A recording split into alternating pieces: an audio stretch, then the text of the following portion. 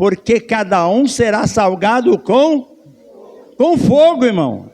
Não é com sal, não, é com fogo. E hoje nós vamos aprender isso. Porque cada um será salgado com fogo.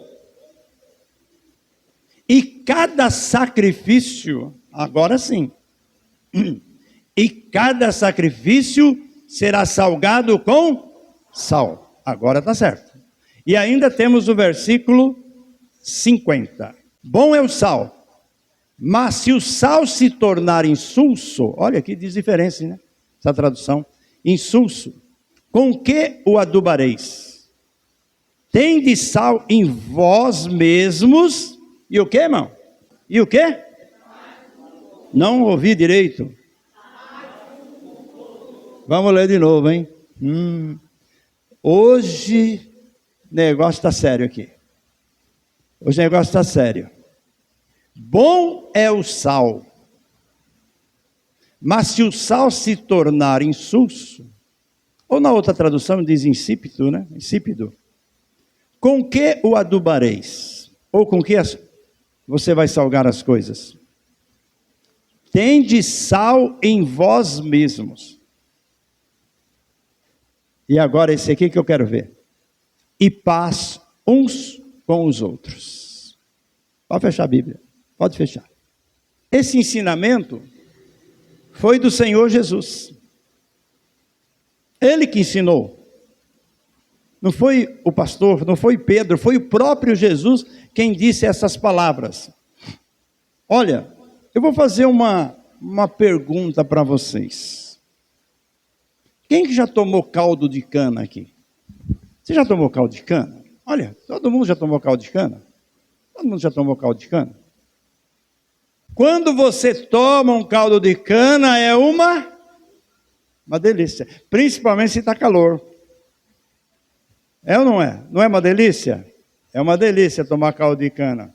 Ninguém pode negar isso. Muito bem.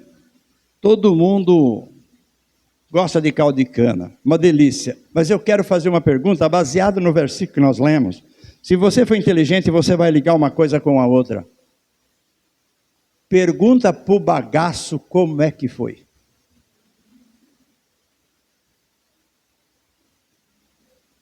Pergunta para o bagaço.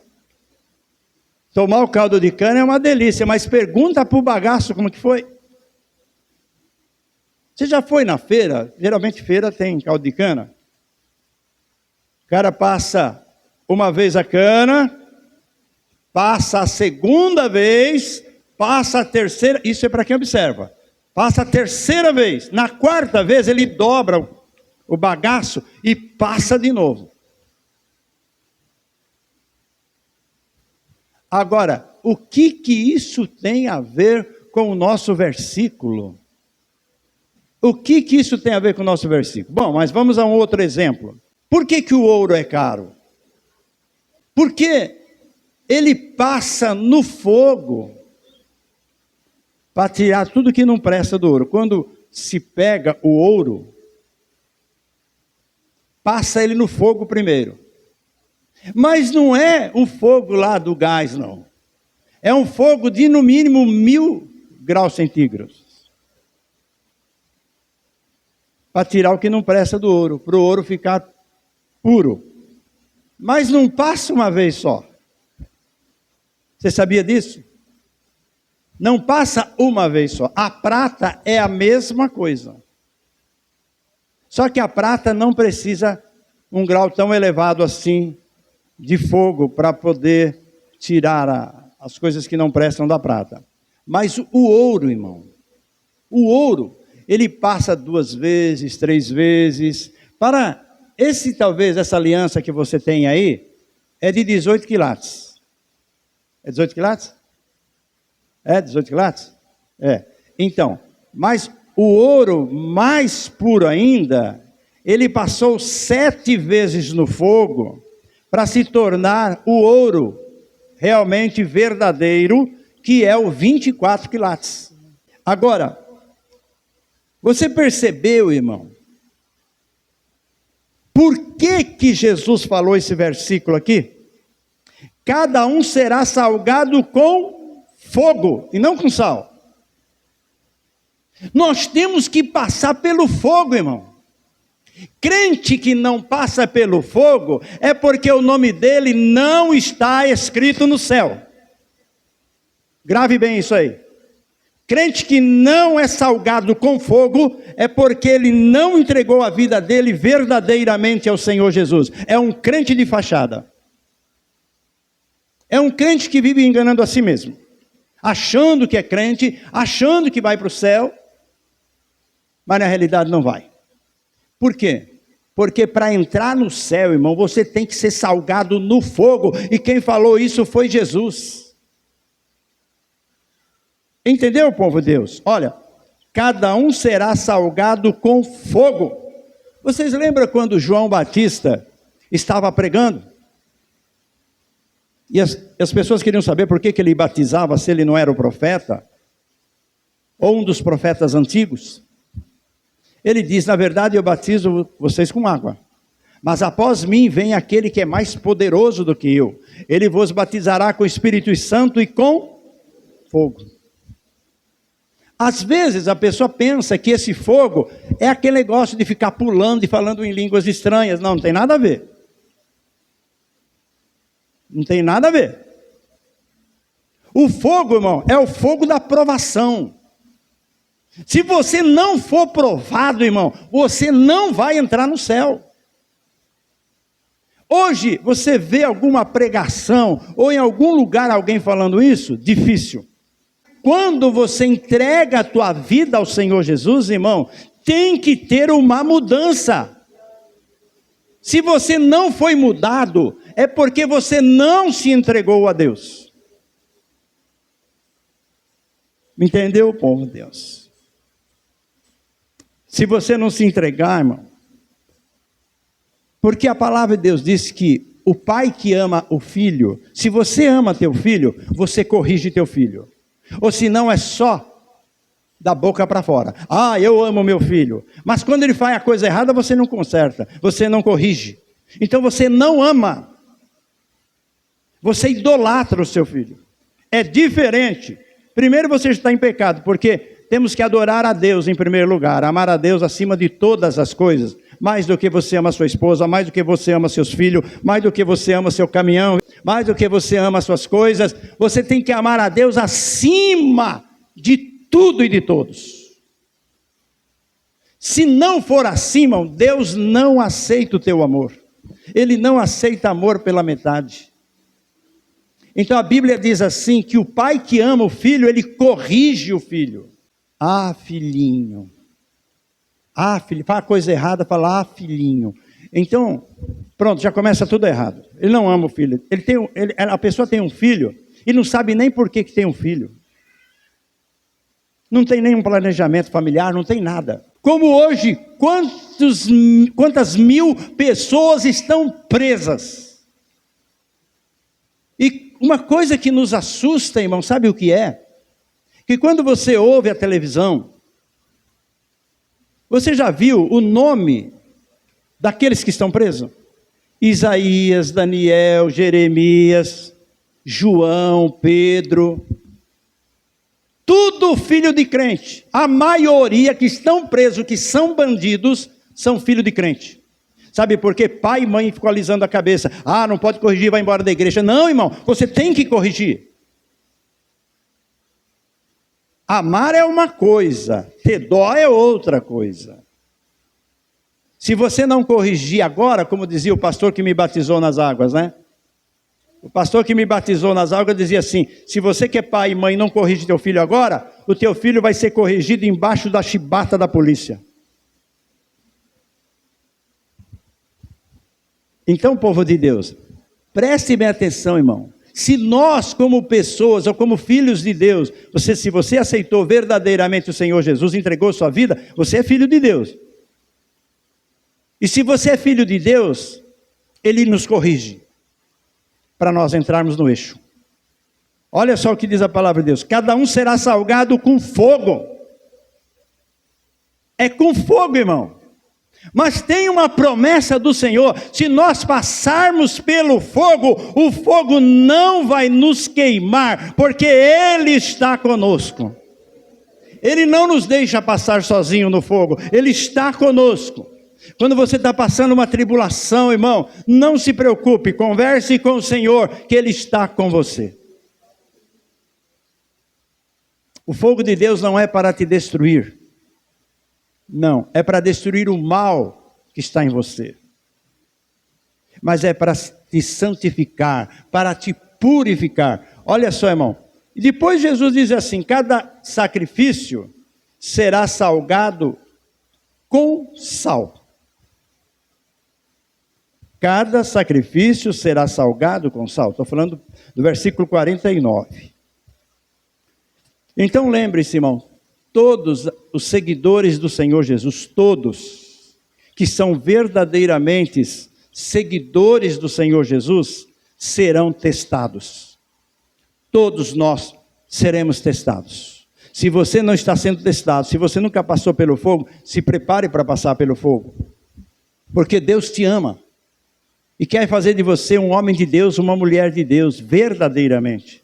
Não uma pessoa só de faixa, mas verdadeiramente. Irmão, o que acontece com o fogo? Você já queimou alguma parte do seu corpo? Nossa, outro dia, a irmã Alice pediu para mim tirar um negócio como é, airfry. E eu fui lá pegar, irmão. Encostei o braço naquele negócio. Quando eu puxei, encostei o braço. Meu Deus do céu. Nem fogo tinha, né? Só estava fervendo aquele negócio lá. Imagina, está marca, está cicatriz até agora aqui no meu braço. Agora, veja bem, o fogo, ele queima. O fogo queima. O fogo arde. O fogo dói, é ou não é? Então o fogo, ele traz sofrimento. Lembre-se disso. Ele traz sofrimento. Agora, a palavra de Deus nos diz também que Jesus, irmão, foi salgado com fogo. Começou com ele. Ele foi salgado com fogo quando foi para a cruz do Calvário. Ele queria ir? Não, já pregamos aqui na ceia. Não, ele não queria ir.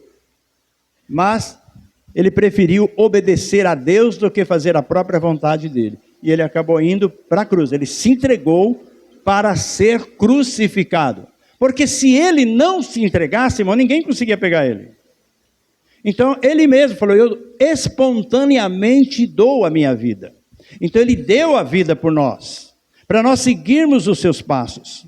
Então, irmão, olha, a batalha contra o pecado é para limpar o nosso caráter. Quando nós nascemos, já nascemos com o sangue do pecado. Já nascemos pecadores. Já nascemos condenados. Por incrível que pareça. Então, há necessidade, irmão, de o Senhor nos limpar. E para nos limpar, Ele vai nos fazer passar pelo fogo. É isso que Jesus quis explicar nesse versículo aqui, irmão. Agora, Ele falou do sal também, não falou do sal? O que Ele falou do sal? Cada sacrifício será salgado com sal. Cada sacrifício será salgado com sal. Aí você olha o versículo, você lê o versículo, não entende nada, e o que você faz? Passa para outra página. E você não conseguiu entender a palavra de Deus. Então hoje o Senhor, o Espírito Santo, está te explicando que há necessidade. Se você está passando pelo fogo da provação, aguenta firme. Nada é para sempre. Vai passar. Tá bom? Veja bem, irmão. O sal, como o pastor Vanil pregou domingo, ele traz sabor. Não é isso? Ele faz a comida ficar saborosa. Coisa horrenda é comer um feijão, um arroz, um bife. Ele pode estar até cheiroso, né? Tem um vizinho meu lá que eu não sei se ele trabalha de cozinheiro. O que é, pastor? Todo dia tem aquele cheirinho de tempero lá, que sobe lá. Mas veja bem, irmão. Pode estar cheiroso, quanto for. É como o churrasco, você vai fazer o churrasquinho. Está cheiroso. Mas se você não colocar o sal, quem vai conseguir comer aquele negócio lá? É um negócio sem sabor. Mas o sal vem para quê? Para dar sabor. É isso. E o pastor Vanil falou assim que o sal, ele é muito humilde. Então nós aprendemos que nós temos que ser humildes. Por que ele é humilde? Por que o sal é humilde? Vamos ver quem lembra, né, pastor? Você falou domingo passado. Hein? Porque ele não aparece. O sal não aparece. Ele só dá o quê? O sabor. Então veja bem. O sal representa pela Bíblia o quê? A santidade contra a corrupção. A corrupção moral desse mundo, irmão. Nós vimos como está esse mundo aqui. Nós percebemos como está esse mundo aqui.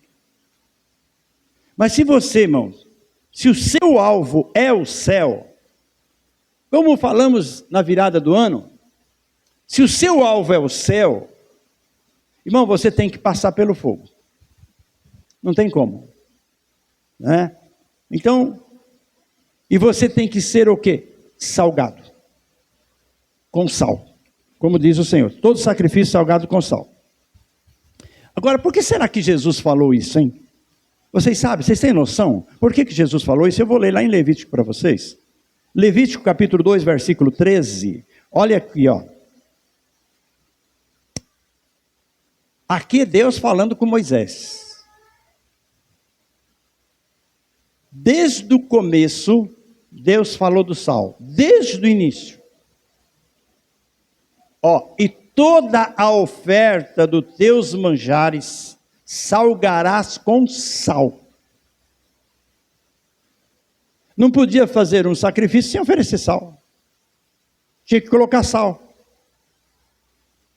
E não deixarás faltar a tua oferta de manjares o sal do concerto, porque o sal, irmão, é uma aliança. Deus fez uma aliança com o sal. Nós às vezes não conseguimos entender certas coisas da palavra, mas precisamos buscar do Espírito Santo para Ele nos ensinar. Olha só, a tua oferta de manjares, o sal do concerto do teu Deus, em toda a tua oferta oferecerás sal. Aí, por isso que Jesus, irmão, foi salgado com fogo. Olha só. Como que eu podia explicar para os irmãos? Quando ia fazer um sacrifício, depende do sacrifício. O sacrifício normal, que a pessoa ia fazer pelos seus pecados, como era? Degolava o animal, matava o animal, deixava o sangue escorrer, então pegava o animal para colocar em cima do altar. Mas tinha que colocar o quê? O sal. Por que tinha que colocar o sal? Vocês imaginam? Olha para ver como Deus é sábio. A sabedoria de Deus é coisa fantástica. A pessoa, irmão, ele tinha que comer a carne junto. E o que ele não conseguisse comer, então ele tinha que deixar queimando no fogo.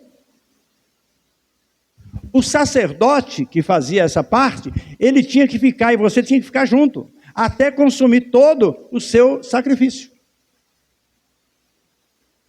Então, povo de Deus, aí a pessoa tinha que comer uma parte, o tanto que ela aguentasse. E o restante era queimado no fogo. Então era assim que funcionava. Jesus veio e mudou muita coisa, né, irmão? Porque Jesus fez o sacrifício por nós, graças a Deus. Agora, eu vou ler Romanos 12, 1 para vocês, para você entender. Olha, o que diz aqui, Romanos 12, versículo 1, diz assim, ó: rogo-vos, pois, irmãos, pela compaixão de Deus, que apresenteis o vosso corpo em sacrifício o quê? Vivo, santo e agradável a Deus, que é o vosso culto racional. No Antigo Testamento, irmão, oferecia o quê? O animal o quê? Corpo morto. um corpo morto. Matava o animal para depois oferecer. Então, era um corpo morto. Aqui a Bíblia diz para nós oferecer o nosso corpo em sacrifício vivo. Entendeu, povo, a diferença? Então, agora nós oferecemos o nosso sacrifício vivo, santo e agradável a Deus. Olha só que coisa maravilhosa. E Hebreus diz assim, irmão, que o fogo do Senhor, fogo de Deus, ele é purificador e não destruidor. Ele purifica a nossa vida. O fogo do Senhor nos purifica. Você lembra quando Sadraque, Mesaque e Abdenego foram lançados na fornalha? Quem estava com ele lá? A palavra. O Senhor não diz, Jesus estava lá. Porque a palavra de Deus diz assim, se você passar pelo fogo, você não vai ser queimado pelo fogo. Porque Ele está conosco. Quando Sadraque, Mesaque e Abdenego foram lançados na fornalha de fogo, o próprio rei, quando olhou, o dominador do mundo, quando olhou para a fornalha, ainda chamou seus auxiliares e falou assim, quanto a gente jogou lá dentro? 3, mas eu estou vendo 4. E tem um lá que é diferente. E esperou, e continuavam. Mas eu estou vendo, eles estão caminhando dentro do fogo ali, ó. Chegou uma hora que o rei não aguentou. Sadraque, Mesaque e Abdenego, vem aqui, sai daí. E saíram do meio do fogo, irmão. Caminhando como se estivesse aqui normal. Foram examinar, irmão. Nem cheiro de fumaça ou de fogo tinha neles.